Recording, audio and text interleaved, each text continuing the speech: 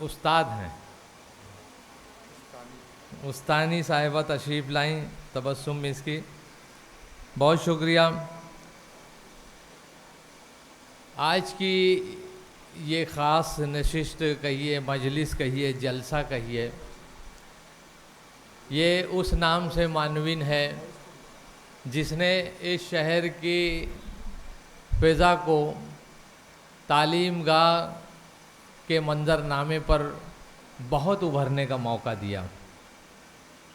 यकीनन ये पहला मौका है इस शहर के लिए कि किसी ने यूपीएससी जैसे मुश्किल तरीन इम्तिहान को बड़ी मेहनत से कामयाब किया होगा। बहुत आसानी से तो नहीं कहा जाता है, क्योंकि कई कई सवालात होते हैं और उसके कई जवाबात ऐसे करीब करीब होते हैं कि आदमी कन्फ्यूज़न में मुब्तला हो जाता है।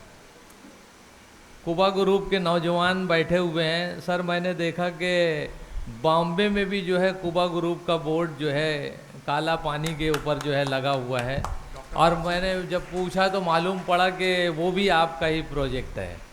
ये बड़ी अच्छी बात है कि शहर में बड़ी शानदार इमारतों के लिए पहचाने जाते हैं कुबा ग्रुप के शाहनवाज़, और शाहनवाज़ साहब का पुराना घराना जो है 440 से मुत्तसिल रहा है। एक प्रॉपर्टी आपकी रिंद कंपाउंड के नाम से है, जो मुस्तफ़ा रिंद हुआ करते थे, जो शायर भी थे, और आपका घराना शुरू से ही जो है तालीम के लिए पेश रहा है। आपके घराने में तालीम याफ्ता लोग हैं, एडवोकेट्स भी हैं, डॉक्टर भी हैं, और ये खुशी की बात है कि इतने बड़े, मैं अक्सर इनको नहीं मालूम होगा, मैंने रईस शेख साहब से एक मरतबा कहा था कि रहीजा ग्रुप के जो बड़े बड़े प्रोजेक्ट हैं उसी तरह का प्रोजेक्ट जो है शाहनवाज़ साहब करते हैं। ये भिवंडी के रहीजा हैं ये, और यकीनन अल्लाह ताला आपको मज़ीद कामयाबियों से हमकिनार करेगा। आपका एक अच्छा नाम है इस शहर में। बहरहाल, आज की इस मजलिस से मुताल्लिक ये कि बड़ी तालीमी जद्दोजहद करने के बाद कोई जो है यूपीएससी के इम्तिहानात को किस तरह से कामयाब करता था। मैं आज से तकरीबन 3 दहाइयाँ पहले, जब वोकेशनल और करियर गाइडेंस की बम्बई से एक छोटी सी किताब निकली थी, तकरीबन 136 या 40 सफ़ात की, उसमें मैंने सलीम अलवारे साहब का मज़मून पढ़ा था और रहनुमाई थी कि किस तरह से मुख्तलिफ़ तरह के सर्टिफिकेट गवर्नमेंट के आप हासिल कर सकते हैं। सोचिए कितनी बसीरत अफरोज़ निगाह है कि आज वही सब पेपर बनाने के लिए जो है हम लोग जो है रात दिन एक कर देते हैं, और क्यूरीज़ ऐसी मामूली तकलीफ़ें ऐसी आती हैं कि वो कागज़ नहीं बन पाता है। लेकिन सलीम अलवारे साहब ने आज से 30 साल कबल जो है उसकी जो है निशानदही की थी कि ये तमाम कागज़ात तालीम हासिल करने वाले लोग बना के रखें। फिर वक्तन फ़ौक्तन कोकन को बम्बई से जोड़ने का जो पुल का काम सलीम अलवारे साहब ने किया है, वो बहुत बड़ा काम है, क्योंकि कोकन के कुछ ऐसे खेड़ वगैरह ऐसे इलाके थे आज से 30 साल कबल जहाँ पर खाल ही लोग दिखाई देते थे, लेकिन वहाँ पर तालीम की फ़िज़ा को कायम करने में सलीम अलवारे साहब का बहुत बड़ा रोल रहा है। यकीनन इसके लिए वो तालियों के ही मुस्तहिक नहीं, बल्कि अपनी दुआओं में भी इनको याद रखिए कि अल्लाह इनको सेहत दे, तंदुरुस्ती दे, ताकि वो कौम को इसी तरह से एक फ़ाल शख्स की हैसियत में अपना कारनामा अंजाम देते रहें। और शाम गुरबत के लिए इसको फ़रोज़ा रखना, बज़्म यारा में इसे सबसे नुमायाँ रखना, है ये हमदर्द मेरी कौम के गम खाने का, ऐ खुदा इसको हर एक गाम पे शादा रखना। मैं बहुत ही अदब के साथ सलीम अलवारे साहब से दरख्वास्त गुजार हूँ कि माइक पे तशरीफ़ लाएँ और इन तलबा की रहनुमाई फरमाएँ, और यकीनन हमारी भी रहनुमाई होगी जो वालिदैन यहाँ मौजूद हैं। सलीम अलवारे साहब एक मरतबा बम्बई से तशरीफ़ लाए, एक मरतबा ज़ोरदार तालियों से इस्तकबाल। सीमा, अस्सलाम वालेकुम वरहमतुल्लाहि वबरकातुहू।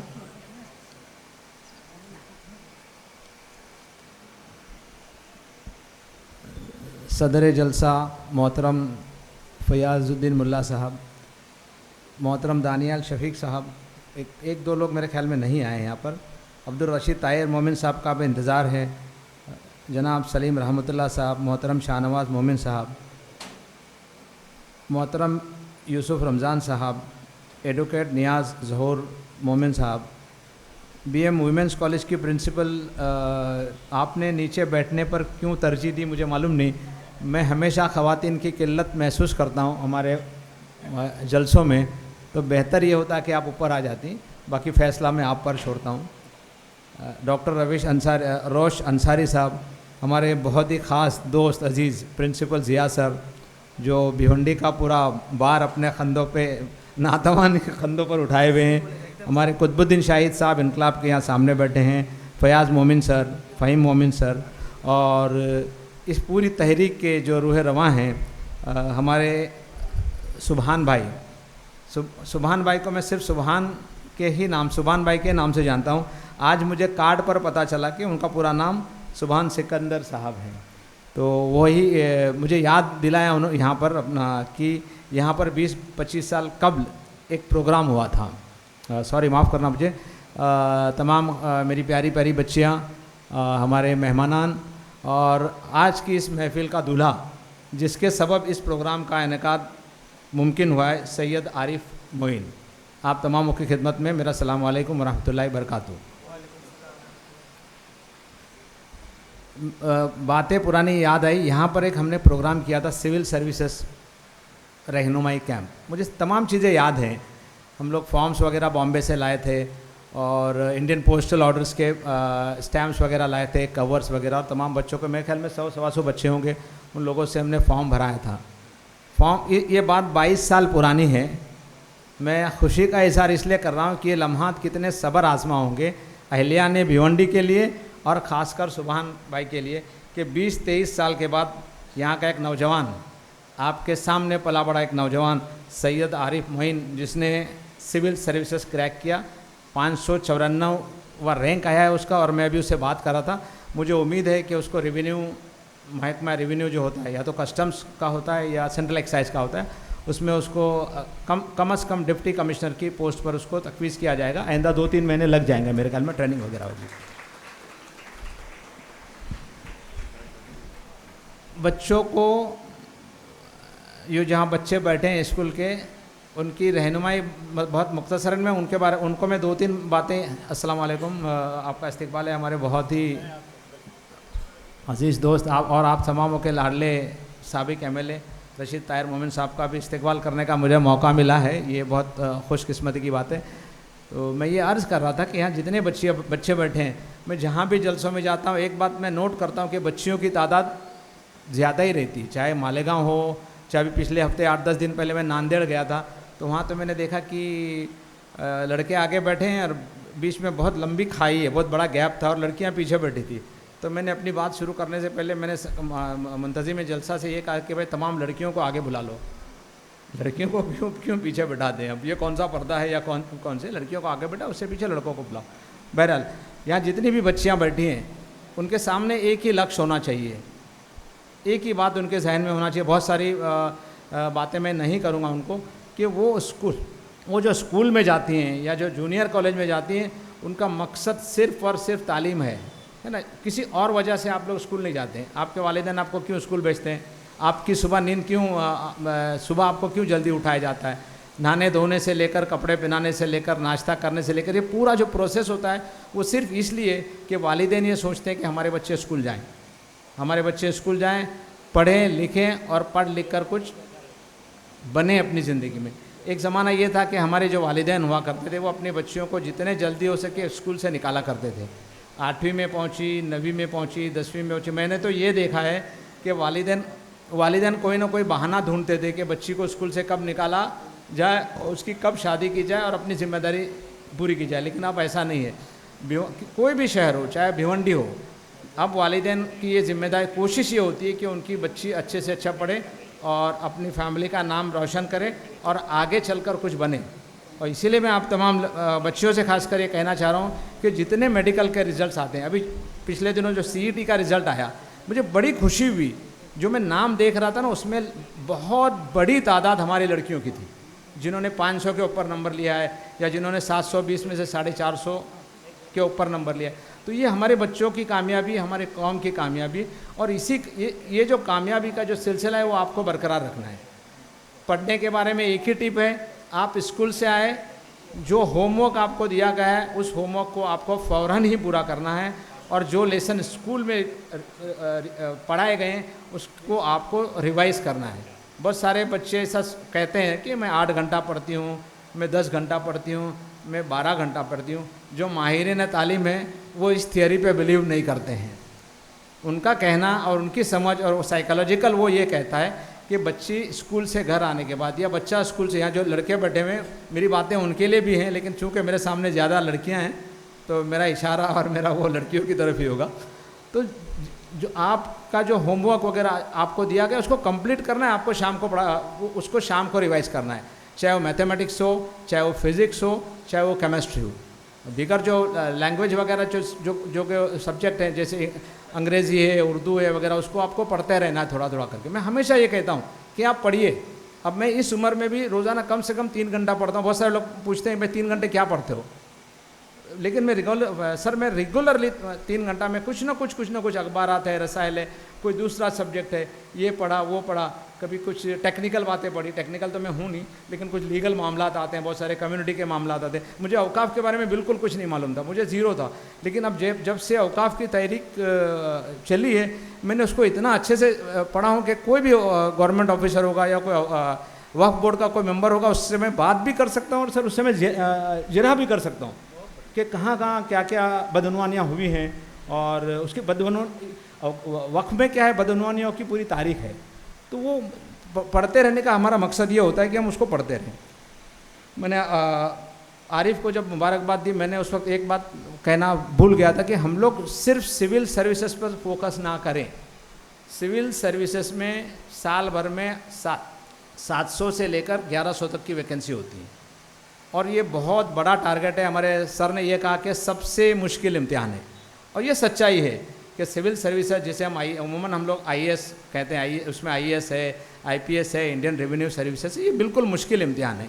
और उसमें हमारी कामयाबियाँ हम लोग हर साल देखते हैं। इस साल तो हमारा परसेंटेज गिर गया, पता नहीं क्यों, किसने क्या किया, कुछ ना कुछ हुआ है सर।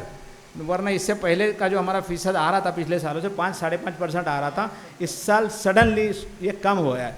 और मैं इस बारे में मशकूक हूँ कि कहीं ना कहीं कुछ ना कुछ किसी का दिमाग, जो लोग ऊपर बैठे हैं, अरबाब इख्तियार में लोग हैं, कुछ ना कुछ। बहरहाल उसके बावजूद भी हमारे अच्छे खासे बच्चे इस साल कामयाब हुए, और उसमें हमारा जो होनहार बच्चा जो है, जो जिसे फ़ख्र भिवंडी का जो अवार्ड दिया जा रहा है, सरफराज किया जा रहा है, जिसको हक भी है पूरा 100%, तो ऐसे बच्चे भी हैं जो कामयाब हुए हैं। जो दूसरे इम्तिहानात है जिसमें ये जिम्मेदारी हमारी है, ये जिम्मेदारी उन लोगों की है जो काउंसलिंग करते हैं, जो लोगों से बातचीत करते हैं, जो प्रोग्राम करते हैं, कि कंबाइंड ग्रेजुएट लेवल का जो इम्तिहान है वो स्टाफ सिलेक्शन लेवल का, स्टाफ सिलेक्शन कमीशन का जो इम्तिहान है, जिसमें कम से कम 50 से 60 हज़ार वैकेंसीज पूरी की जाती है सालाना। सर उस पर हमारी तवज्जो नहीं है, वो उस पर हम लोगों को तवज्जो देने की ज़रूरत है। उसके अलावा रेलवेज़ की बात करते हैं हम लोग, उसके अलावा अभी पोस्टल सर्विसेज, जो इंडियन पोस्ट सर्विस है ना, हम लोग ये क्या समझते हैं कि पोस्ट अभी बंद हो गया, क्योंकि जो लाल डब्बे नज़र आ रहे थे वो भी कहीं नज़र नहीं आते। ऐसा नहीं है, पोस्टल सर्विसेज अभी भी जारी व सारी है। थोड़ा महंगा हो गया है और सर्विसेज में थोड़ा सा तरीक़ेकार उसका बदल गया। अभी 65,000 वैकेंसीज थी इंडियन पोस्टल सर्विसेज में। हम लोगों ने बहुत कोशिश की, अखबारों में लिखा, सोशल मीडिया में लिखा, लेकिन हमारे बच्चे या हमारे जो 12वीं पास बच्चे वगैरह सोचते हैं, अरे क्या मैं पोस्टमैन बनूंगा। अब वो पोस्टमैन नहीं रहा। वो आजकल जो है, पहले हम लोग बोलते थे कि खाकी वर्दी पहनकर आ रहा है, और वो अब पूरा तरीक़ेकार उसका बदल गया। हम लोग अच्छी अच्छी वैकेंसीज को मिस करते हैं। पुलिस सर्विसेज की हम लोग बात करते हैं, कहीं नज़र नहीं आते। 2009 में हम लोगों ने, मतलब मैं भी शामिल था, गवर्नमेंट ऑफ महाराष्ट्र को एक प्रोजेक्ट सबमिट किया कि हमारे उस वक्त कांग्रेस की सरकार थी कि मुस्लिम बच्चे जो है पुलिस सर्विसेज में नहीं आ रहे हैं। तो माइनॉरिटी कमीशन ने हमारा एक प्रपोजल मंजूर किया था कि हर ज़िले से 100 बच्चों को मुफ्त पुलिस ट्रेनिंग दी जाएगी। मैं निगेटिव बात नहीं कर रहा हूँ, माफ़ करना, मैं कभी भी निगेटिव बात नहीं करता, मैं एक सच्चाई बयान कर रहा हूँ। हर साल 100 बच्चों को ट्रेनिंग दी जाएगी, जिसमें गवर्नमेंट ऑफ महाराष्ट्र जो बच्चों को यूनिफॉर्म देगी, उनको ग्राउंड ट्रेनिंग होगा, और उसके बाद उनको क्लासरूम ट्रेनिंग होगा। उन बच्चों को यूनिफॉर्म दिए जाएंगे, उन बच्चों को शूज़ दिए जाएंगे, और उन बच्चों को 2,000 रुपया स्टाइपेंड दिया जाएगा। मैं बड़े अफसोस के साथ कह रहा हूँ, किसी भी साल में थाना डिस्ट्रिक्ट से वो ट्रेनिंग शुरू नहीं की जा सकी, क्योंकि उसकी शर्त ये थी कि कम से कम 70 बच्चे होना चाहिए। हम लोग खुद सेंटर पे जाके पहुंचते थे। हमने मुमरा में भी कोशिश की, यहाँ के भी बहुत सारे लोगों को सेंसिटाइज करने की कोशिश की। ये हमारी गफलत है। हम लोगों को, ठीक है सरकार की लापरवाही है, सरकार हमारे ताल्लुक से उतनी सेंसिटिव नहीं है, या हमारे साथ ताज्जुब बरता जाता है, बिल्कुल इनकार नहीं है इससे, जो है वो सच्चाई है।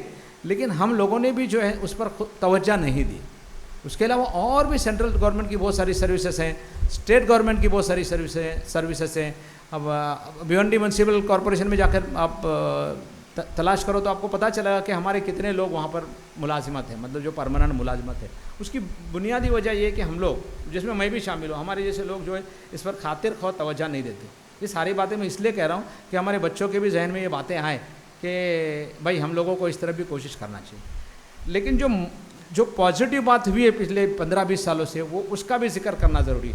हमारे बहुत सारे बच्चों ने मेडिकल की तरफ पहल की है, मेडिकल में बहुत सारे बच्चे जा रहे हैं। IIT की तरफ हमारे बच्चों का रुझान बहुत ज़बरदस्त बढ़ गया है।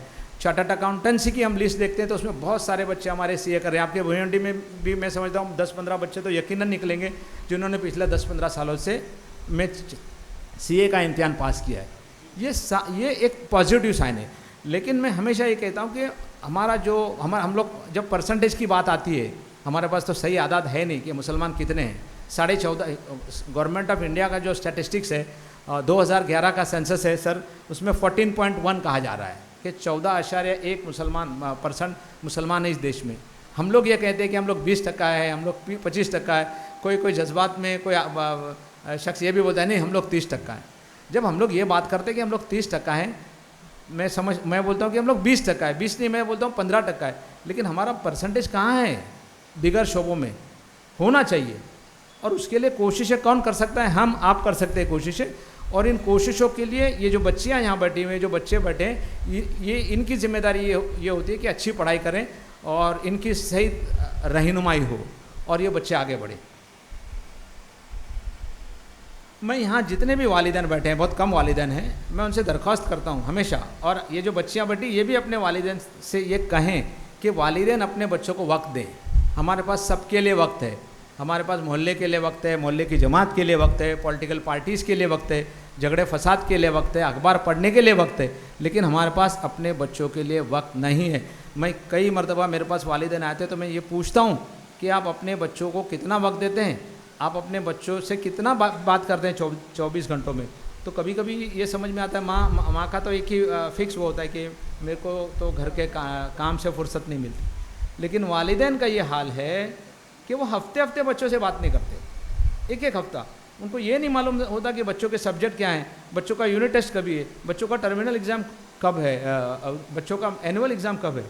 बाज़ मरतबा तो आपको हैरानी नहीं होनी चाहिए कि बच्चों वालिद को ये नहीं मालूम पड़ता कि 2 नंबर बेटी कौन सी क्लास में और 3 नंबर बेटी। सच बता रहा हूँ, ये आपको ये तजर्बा हुआ होगा।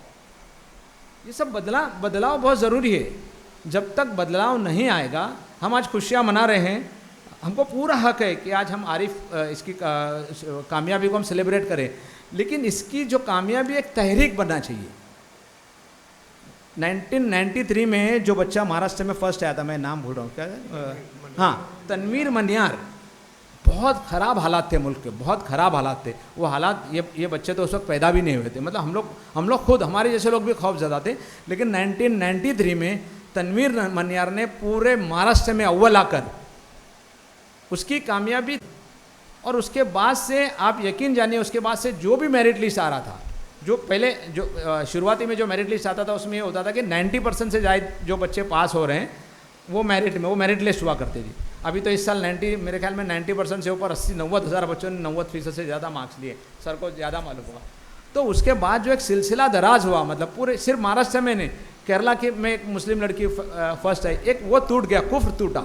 हम लोग क्या बोलते थे कि नहीं, मुसलमानों को मौका नहीं दिया जाता, मुसलमान मेरिट में नहीं आते। मैं देखता रहा रिजल्ट, 2-4-5 सालों में एक आध कोई बच्चा मेरिट में आता था। लेकिन जब तनवीर मनियार के बाद सबका हौसला बढ़ा, तो इसकी अपना सैयद आरिफ मोइन की जो कामयाबी है वो अहलिया ने भिवंडी के लिए नहीं बल्कि अहलिया ने महाराष्ट्र के लिए एक तहरीक होना चाहिए। हम लोगों को अगले आरिफ के लिए 20 साल का सुभान भाई इंतज़ार नहीं करना पड़ेगा। मैं आपको एक बात बताना भूल गया, जब ये आरिफ जब की कामयाबी की जब खबर आई तो सुभान भाई को ऐसा लगा कि उनका अपना बच्चा कामयाब हुआ है। मतलब जिस जज्बात से उन्होंने मुझे फ़ोन किया, बोले सलीम भाई आपको खबर मिली कि नहीं। मैं बोला बताइए। मुझे हालांकि खबर मिल चुकी थी, लेकिन मैं ये चाह रहा था कि उनको ये मैं बताना चाह रहा था कि वो खबर आप ही मुझे दे रहे। वो बिल्कुल छोटे एक बच्चे की तरह बिल्कुल एक्साइटेड थे कि सिविल सर्विसेज इसने क्रैक किया हमारे यहाँ के बच्चे ने, और सलीम भाई हम लोग एक बहुत अच्छा तैनीती जलसा करेंगे और आप लोगों को आना चाहिए। तो ये आरिफ की कामयाबी एक बहुत बड़ी तहरीक बन सकती है। अभी मैं हमारे कुतुबुद्दीन शाहिद साहब से बात कर रहा था कि भिवंडी जो है वो पावरलूम हब था। अब तमाम लोगों को मालूम होगा, शायद बच्चों को ना मालूम हो। अगर पावरलूम की सनत बैठ जा रही है तो क्यों ना हम भिवंडी को एजुकेशन का हब बनाएं, क्यों ना तालीम का हब बनाएं। महाराष्ट्र में जो महाराष्ट्र में मुसलमानों की आबादी है उसका एक बहुत बड़ा हिस्सा भिवंडी में बसता है, और भिवंडी को बहुत आसानी से एजुकेशनल हब बनाया जा सकता है। मालेगांव में बहुत अच्छे अच्छे तालीमी इदारे हैं, भिवंडी में भी हैं, लेकिन मुझे ऐसा लगता है कि भिवंडी में जैसा बहुत कुछ करने की ज़रूरत है और स्कोप है, बहुत कुछ किया जा सकता है। अभी मैं एक वाक़या का जिक्र करूंगा। 10 दिन पहले हम लोग नांदेड़ गए थे। 4 साल कबल हम लोग गए थे नांदेड़ में एक प्रोग्राम था, तालीमी प्रोग्राम था एक, और वहाँ पर मैंने ऐसे ही बात करते करते मैंने ये कहा कि हम लोगों को एक ऐसे इदारे की ज़रूरत है जो एक्सक्लूसिव ट्रेनिंग दे, कोचिंग दे सिविल सर्विसेज के लिए, MPSC के लिए, UPSC के लिए और तमाम उसके लिए जी तमाम मुसाबिकती इम्तिहान के लिए। प्रोग्राम के ख़त्म होने के बाद एक मौलाना खड़े हो गए, मेरे को बोले सलीम भाई आपने बहुत अच्छी बात की, हम आपका साथ देंगे। और आज अल्हम्दुलिल्लाह एक ऐसे इदारे की तामीर हो रही है जो अपनी नौयत का पहला इदारा होगा महाराष्ट्र में, नांदेड़ में, जिसमें सिर्फ एक्सक्लूसिव कॉम्पिटिटिव एग्जामिनेशन की ट्रेनिंग दी जाएगी। भी 8 दिन पहले भी जब मैं गया था तो विज़िट की मैंने वहाँ पर, और बहुत अच्छी इमारत बन रही G+2, जिसमें एक मस्जिद भी होगी, 100 बच्चों के रिहाइश का इंतज़ाम भी होगा, और इनको पूरी एक्सक्लूसिव एक्सपर्टीज़ के ज़रिए ट्रेनिंग दी जाएगी। और इलाके के बच्चों के लिए एक अरबी मकतब का भी एहतमाम किया जा रहा है। और इस तरह की कोशिशें मैं चाहता हूँ कि भिवंडी में भी हों। मैं सोच रहा था कि जब मैं भिवंडी में जाऊँगा तो कोई ना कोई शख्स, कोई ना कोई बिल्डर या कोई ना कोई बड़ा रईस आदमी हमारे साथ स्टेज पे होगा, तो उसके पास हम इस तरह की गुजारिश करेंगे।